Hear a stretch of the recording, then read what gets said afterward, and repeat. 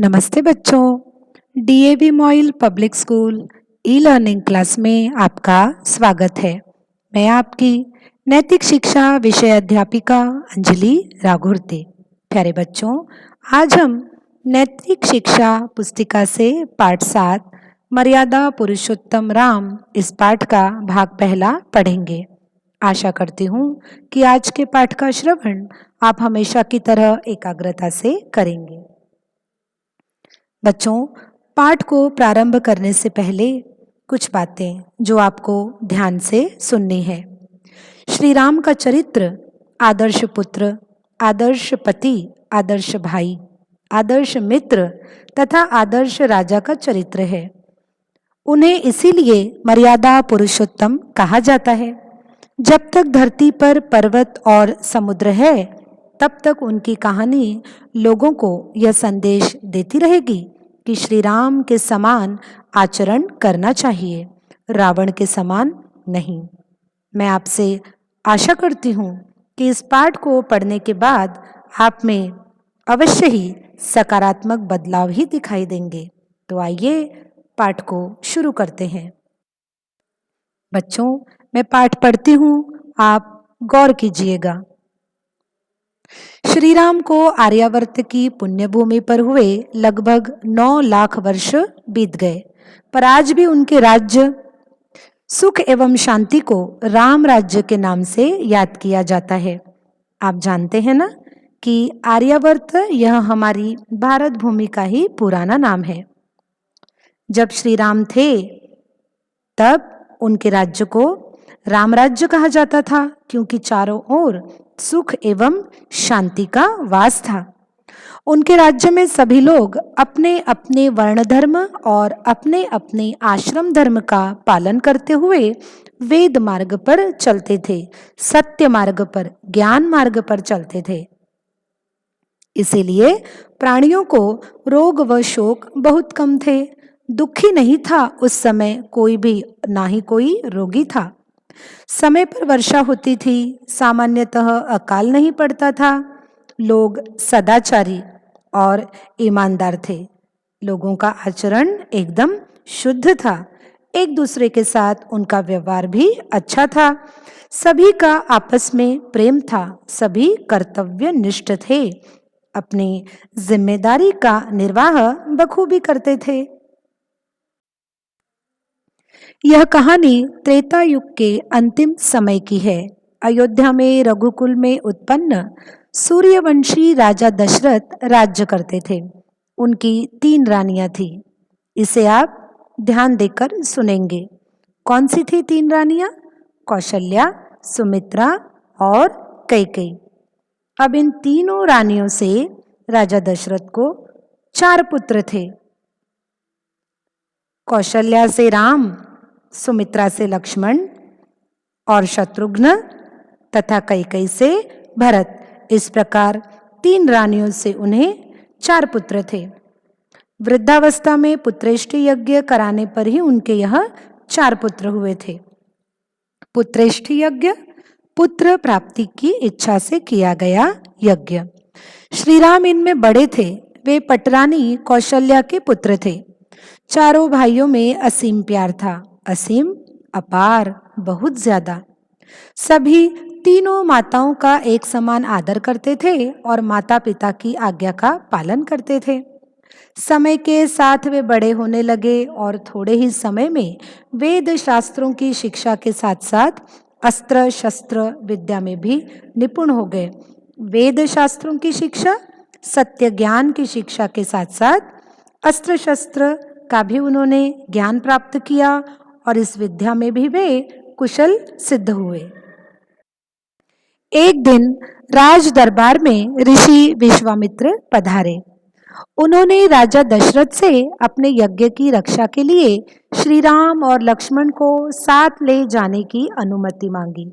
न चाहते हुए भी गुरु वशिष्ठ के समझाने पर उनको विश्वामित्र की बात माननी पड़ी। इन वीरों ने वन में ताड़का, सुबाहु आदि राक्षसों को मारकर ऋषि के यज्ञ को पूर्ण करा दिया। बच्चों, उस समय ऋषि मुनि यज्ञ करते थे राक्षसों से अपनी सुरक्षा के लिए। लेकिन राक्षस उनके यज्ञ में विघ्न डाल दिया करते थे। जानवरों की या मनुष्यों की हड्डियों को उनके हवन में फेंक दिया करते थे, जिससे कि उनका यज्ञ निष्फल हो जाता था। उन्हीं से बचाव के लिए ऋषि विश्वामित्र ने श्री राम और लक्ष्मण को अपने साथ वन में ले जाने के लिए, यज्ञ की सुरक्षा के लिए उन्होंने यह निश्चय किया, क्योंकि वे जानते थे कि श्री राम और लक्ष्मण ही इन राक्षसों का वध कर सकते हैं। जब ताड़का और सुबाहु जैसे राक्षसों को श्री राम और लक्ष्मण ने मार दिया, तब विश्वामित्र उन्हें वहां से राजा जनक की राजधानी मिथिलापुरी ले गए। वहां सीता स्वयंवर में श्री राम ने शिव के धनुष पर प्रत्यंचा चढ़ाने की शर्त पूरी की। यह वो शर्त थी कि जैसे ही जो भी राजकुमार शिव के धनुष पर प्रत्यंचा चढ़ाएगा, राजा जनक अपनी पुत्री का विवाह उसी राजकुमार के साथ कर देगा। और श्री राम ने इस शर्त को पूरा करके भी दिखाया। राजा जनक तथा उसके भाई की चारों पुत्रियों का विवाह इन चारों भाइयों से हो गया। बच्चों, आप जानते हैं इन 4 राजकुमारियों के क्या नाम थे? आइए मैं आपको बताती हूँ। ये राजकुमारियां थी सीता, मांडवी, उर्मिला और श्रुति कीर्ति। सीता का विवाह हुआ राम से, मांडवी का भरत से, उर्मिला का लक्ष्मण से और शत्रुघ्न का श्रुति कीर्ति से। कुछ समय पश्चात राजा दशरथ ने श्री राम को युवराज अर्थात राज्य का उत्तराधिकारी बनाने का निश्चय किया। उत्तराधिकारी राजा के बाद जो उस राजगद्दी को संभालेगा। और क्यों न हो, श्री राम अपने भाइयों में बड़े थे। उस समय भरत और शत्रुघ्न ननिहाल में कई देश गए हुए थे। राज्याभिषेक की सारी तैयारियां हो गई। प्रातःकाल अभिषेक होना था, पर दासी मंधरा के बहकावे में आकर भरत की माता कैकेयी के हट करने पर सारी स्थिति बदल गई। रानी कैकेयी जो थी वह राजा दशरथ को बहुत ज्यादा प्रिय थी और वह अपने मायके से अपनी एक दासी को लेकर आई थी जिसका नाम था मंधरा। उसी के बहकावे में आई माता कैकेयी और जिससे सारी खुशियों पर पानी फेर गया। वह खाना पीना छोड़कर कोप भवन में लेट गई। उसने राजा दशरथ से 2 वर मांगे जिनका वे पहले वादा कर चुके थे। अर्थात कई वर्ष पहले राजा दशरथ ने रानी कैकेयी पर खुश होकर यह कहा था कि मांगो, तुम्हें मुझसे जो मांगना है। तब रानी कैकेयी ने कहा था समय आने पर मैं मांग लूंगी। और रानी कैकेयी को लगा कि यह सही समय है जब मैं 2 वर राजा से मांग सकती हूँ। पहले वर से भरत को राजगद्दी और दूसरे वर से श्री राम को 14 वर्ष का वनवास। श्री राम को जब इस घटना का पता चला तो वे पिता के प्रण को पूरा करने के लिए वन जाने को तैयार हो गए। इसीलिए तो कहते हैं बच्चों, आदर्श पुत्र श्री राम। उन्होंने ये नहीं सोचा कि उन्हें वन में जाना पड़ेगा। वे राजकुमार है, वे कैसे रहेंगे वन में। सिर्फ उन्हें एक ही बात उनकी नजरों के सामने दिखाई दी और वह था पिता का प्रण, क्योंकि वे माता कैकेयी को वचन दे चुके थे कि वह जो भी मांगेगी उसे राजा दशरथ पूरा कर देंगे। उनकी पत्नी सीता ने भी साथ जाने का आग्रह किया और भाई लक्ष्मण भी भाई के बिना न रह सका। परिणाम स्वरूप तीनों तापस वेश में वनवास की अवधि पूरी करने के लिए चल पड़े। इनके वन चले जाने पर पिता दशरथ को इतना शोक हुआ, इतना दुख हुआ कि उन्होंने अपने प्राण त्याग दिए। ननिहाल से भरत और शत्रुघ्न को बुलाया गया। ननिहाल नाना जी के घर गए थे वे अपने। राजा दशरथ की अंत्येष्टि के बाद वशिष्ठ मुनि ने भरत को राज्य संभालने के लिए कहा, किंतु भरत तैयार नहीं हुए, क्योंकि माता कैकेयी भी तो यही चाहती थी। अब श्री राम ये कार्य नहीं कर सकते थे क्योंकि पिता के प्रण को पूरा करने के लिए वे वनवास चले गए थे और भरत जो ननिहाल से आए थे, बस वे श्री राम के बाद बड़े थे और शत्रुघ्न और लक्ष्मण तो उनसे भी छोटे थे, इसीलिए अधिकार भरत का बनता था। लेकिन भरत तैयार नहीं हुए इस बात के लिए। वे श्री राम का वन में ही राज्याभिषेक करके उन्हें लौटाने के लिए दल बल समेत चल पड़े। श्री राम उस समय चित्रकूट पर कुटी बनाकर रह रहे थे। लक्ष्मण अपने भाई और भाभी की सेवा में लगे थे।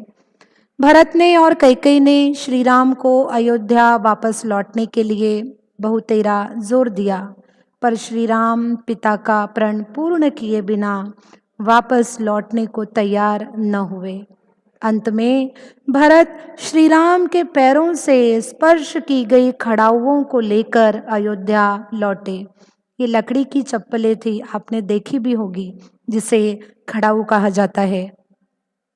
उन्होंने राज सिंहासन पर इन खड़ाऊओं को सुशोभित किया और स्वयं जटाधारी बनकर अयोध्या से बाहर नंदी गांव में रहते हुए राज्य का संचालन करने लगे, देखरेख करने लगे। देखा बच्चों, यहाँ पर चाहते तो भरत राजगद्दी पर बैठ सकते थे एक राजा की तरह, लेकिन कहते हैं ना, यदि आपकी संगति अच्छे लोगों में हो तो आप पर भी उसका अच्छा ही प्रभाव दिखाई देता है।